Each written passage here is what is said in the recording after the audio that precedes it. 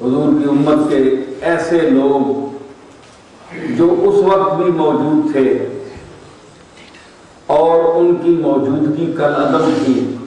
میری طرف توجہ کریں، موجود تو تھے لیکن موجود ہونا نہ ہونے کے برابر تھا۔ دشمن نے ان کو للکارا ہی نہیں، ان کو پکارا ہی نہیں، ان کو قابل خطاب ہی نہیں سمجھا۔ اس وقت یہ لوگ کہاں تھے؟ آج رد مرزائیت کے لیے بڑے بڑے لوگ اٹھ رہے ہیں، بڑے بڑے مسلک کے لوگ اٹھ رہے ہیں، بلند بانگ دعوے کر رہے ہیں کہ ہم نے یہ خدمت کریں گے، چھاتی پر ہاتھ مار کر کہتے ہیں کہ ہم مقابلہ کریں گے، یہ کریں گے، وہ کریں گے۔ تو کوئی کہتا ہے میرے بزرگوں نے یہ کیا، یہ کیا، وہ کیا۔ تو باتوں کی حد تک تو سب بات کر سکتے ہیں، لیکن یہ بات ثابت کرنا کہ کس کے بزرگ نے کیا کیا ہے، اس کے ثبوت میں کوئی چیز پیش کرے۔ کیا کسی نے اس دور میں جب کہ مرزا غلام احمد زندہ تھا کوئی کتاب لکھی، کوئی کتاب پیش کی جس نے اس کا ناطقہ بند کر دیا ہو، جس نے اس کو سر بغریبہ کر دیا ہو،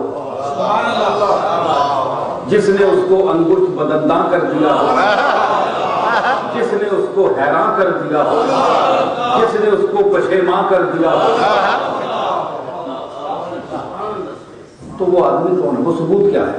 میرے پاس تو ہے، میرے پاس تو ہے سیفی چشتیائی موجود ہے،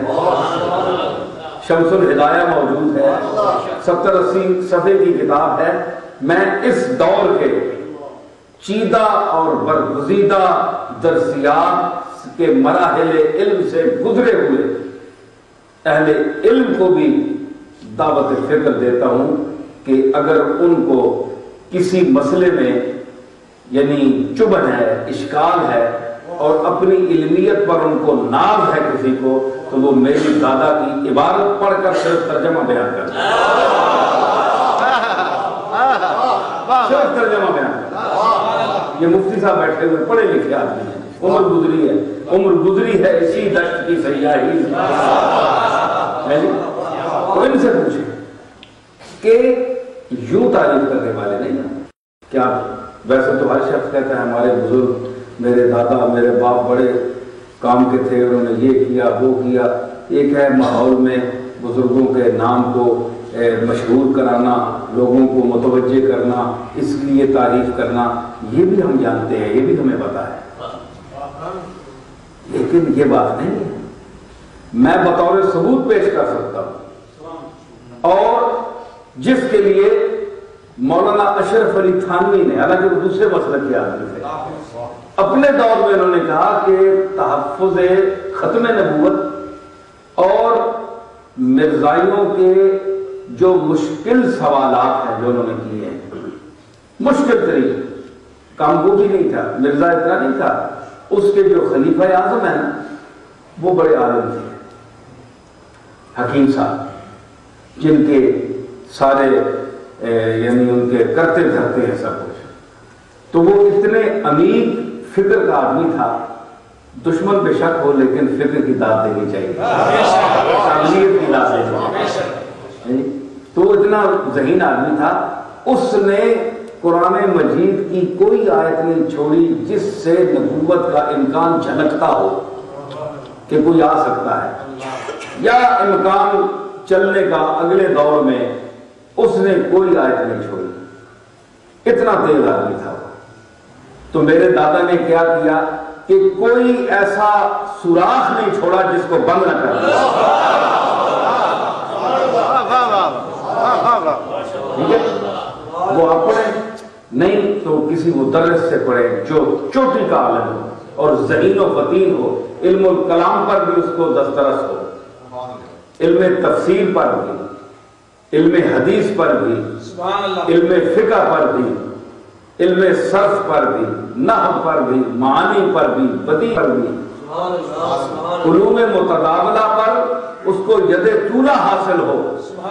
وہ شخص اس کا ترجمہ بتائے گا، منطق بھی جانتا ہو، وہ بیان کرے گا کہ مرزا نے کیا کہا اور پیر صاحب نے کیا جواب دیا۔ اس کے بعد پھر پیر صاحب کی شخصیت متعین ہوتی ہے کہ یہ شخص اپنے دور میں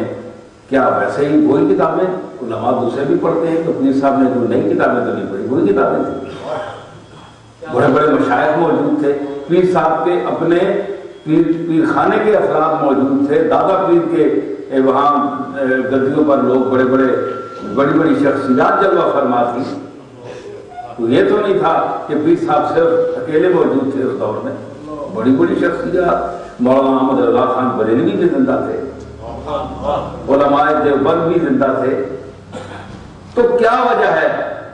کہ مرزے نے صرف پیر میر علی شاہ کو چیلنج کیا، مخاطب کیا کہ تم دیکھو بات، ٹھیک ہے نا؟ یہاں جتنے میرے سامنے آدمی بیٹھے ہیں تو میں چیلنج کروں گا، جس سطح کا بھی میں ہوں، مجھے جتنا زام ہے کہ میں پڑھا لکھا ہوں، بول سکتا ہوں، کچھ بیان کر سکتا ہوں، کچھ دو ہاتھ کھیل سکتا ہوں کسی کے ساتھ، تو آپ میں سے جو چیدہ اور برگزیدہ علمی اور ہر اعتبار سے جو میری ٹکر کا آدمی ہوگا میں اس کو منتخب کروں گا۔ مجھے پتا ہوگا کہ اس اجتماع میں کون آدمی علمی حیثیت کی، اس کی وہ کیا پہچان ہے، اس کا درجہ کیا ہے، بہت سے علوم میں بہت سی صفات میں ماہر ترین آدمی کون ہے، میں اسے کہوں گا بھائی اس مجمع میں فلاں شخص کو لائیے میرے سامنے۔ تو مطلب ہے کہ میں